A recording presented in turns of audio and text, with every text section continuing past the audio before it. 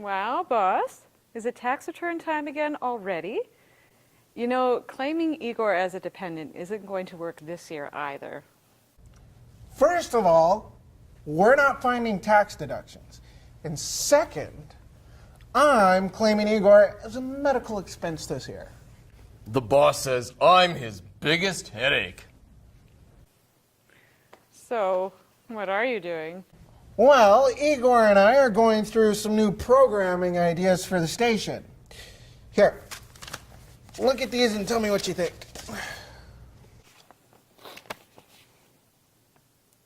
Boss, these are children's shows. Are you serious about educating the youth of today? No. I'm serious about wrenching bucks out of mommies and daddies' wallets. Do you know how much children's entertainment makes these days?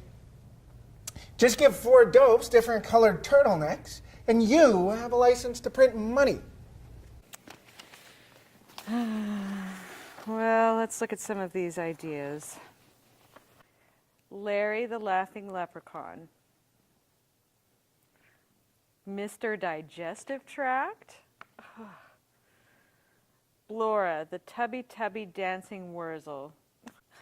Boss, please say you're not going to make any of these. No, I rejected those. Not commercial enough. Besides, we could never get Larry the Laughing Leprechaun standing up on skates long enough to appear in the ice shows. Yep, there's a reason he laughed so much. So, what did you come up with? Well, for once, this wasn't my idea. Igor here came up with a surefire concept. Igor, I'm so proud of you. Oh, thanks, Taffeta. The idea came to me when I was moving furniture down in the boss's rumpus room. And it's a great idea. It's a natural for marketing plush toys, t-shirts, backpacks. It'll put those 2 frozen princesses out of business. And it looks something like this. Hey, kids! Do you know what time it is? That's right! It's time for your bestest friend in the whole world and your favorite upholstered seat or bench having neither back nor arms, Rolly, the googly-eyed ottoman! Yay! Yay! Hi, Rolly. How are you?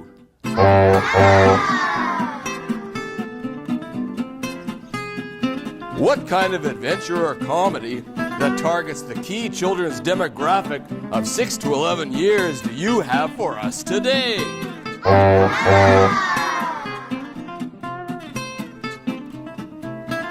Well, I'll bet that teaches us an important lesson on sharing, friendship, or self-respect while marketing a larger corporate product.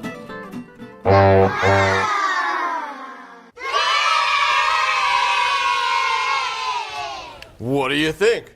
Pretty terrific, eh? Maybe children's shows aren't our strong point. Well, how about docudramas? They're cheap and easy to make. And the sweet part is, nothing has to happen. Just end each sentence with a dramatic sound effect. Look, here's some great ideas.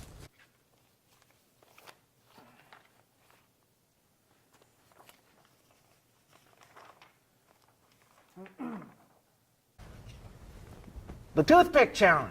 Master toothpick craftsmen race against time to make the perfect toothpick. Terrific, huh? I don't know, boss. It kind of lacks real drama. Who needs real drama? Just drop a couple of dolts in the woods with camera and a couple of spoons and people will eat it up. Okay, how about this one? Backwoods louse combers. Ugh. Next. Boy, you are tough to please. How about this one? Ancient Egypt Challenge. An Egyptologist comes back from the dead to take his revenge on those who violated his tomb. Boss, that sounds a lot like the classic Boris Karloff movie, The Ghoul. In fact, I'll bet Frank Delastrito can tell us about that movie on Frank's Fiendish Film Facts.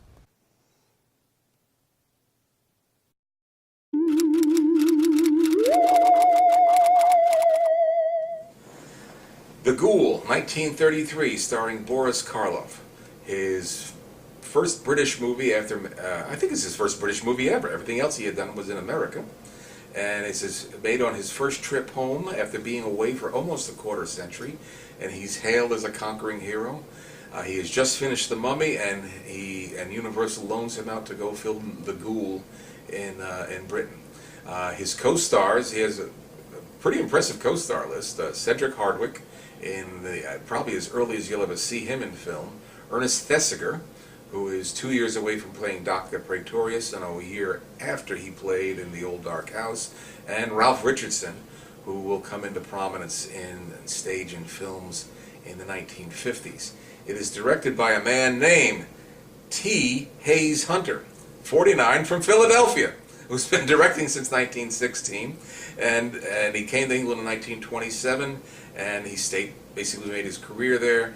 The Ghoul is the only movie of his you're ever likely to see. I don't know how much of his other ones have survived, but of course horror gives you immortality, so I'm glad he made one horror movie.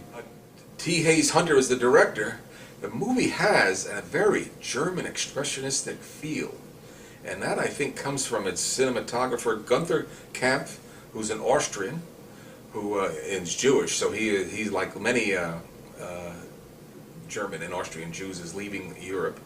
He's worked a lot in Germany and in the industry.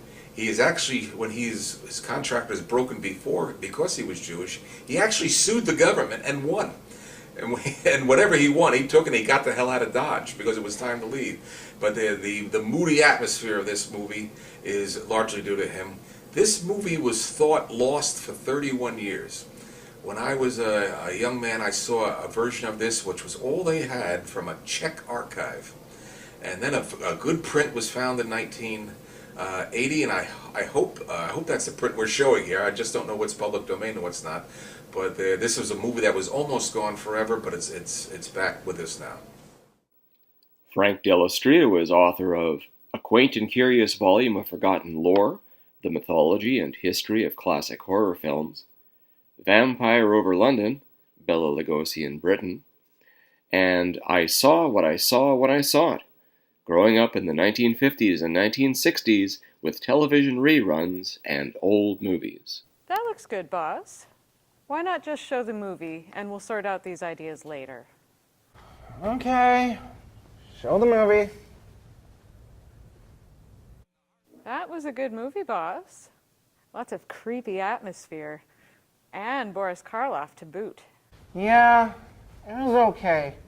But I still think we can make a killing with the right docudrama. Uh-oh. What did you have in mind? Well, I think it should go something like that.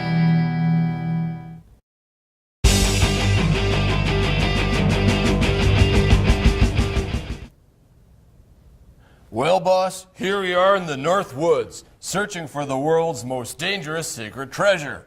Thank goodness we have our spoons. Yes, Igor, now we have to...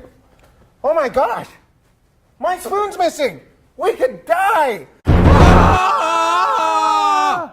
No, boss, there it is in your pocket. Oh. Whew. That was a close one. Without my spoon, we would have been goners. Okay, Igor, let's look at that mysterious treasure map of the cursed raging Dutchman's lost gold. Here it is, boss. Uh-oh. This is the wrong map. We'll die! Ah! Oh, wait, it's the right one. Oh. Whew. That was another close one. Without that map, we'd die. Ah! No, not yet. Not yet. You know, I was just having a flashback of how we got that map in the first place. So how much do you want for this probably worthless old map, which could be the map to the lost Dutchman's cursed treasure? It's just a free highway map. It's free. $50. That's my final offer. Okay. Sucker. Yeah, I really pulled one over on her. Sucker. Boss, the sun is going down. We'll die! Ah! Wow, boss. 2 flashbacks in the same segment? We're getting fancy. Yeah, and I'm sure we can sell those shows easily. But you know, it's too bad that treasure map wasn't real. I sure could use Lost Dutchman's treasure. A map? You mean like this one? The map! It really does exist! How much do you want for it? 50, 100, $500! That's my final offer. Come on, Igor. We got a treasure to find. Oh, goody, goody, goody. Sucker.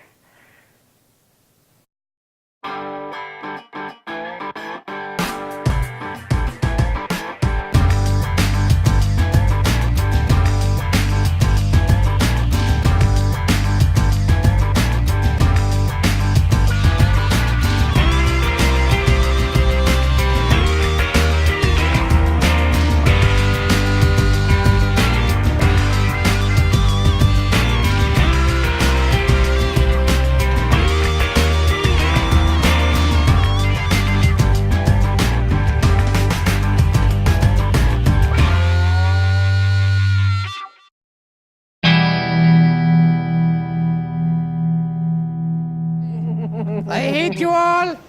You put your feet on my head, you'll die. That is oddly creepy at the same time. Ah!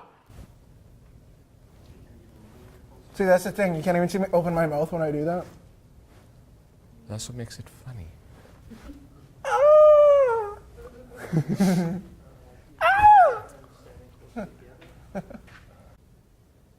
Hey, kids. Do you know what time it is?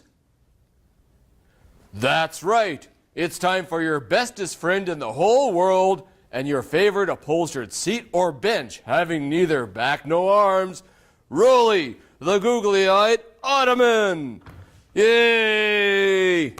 Yay! Yay! Yay! I'll just sit here and push him. Yeah, there. However Oh. many takes he gets before he actually lands. Yeah, why don't you do that? I'll start from the beginning and then you can just kind of push him towards me. That was awesome. I knew I should have gotten more than 8-pound test, but 8-pound test does not do. Spider wire at home too. Okay, so let's start again with Hey Kids. Ah!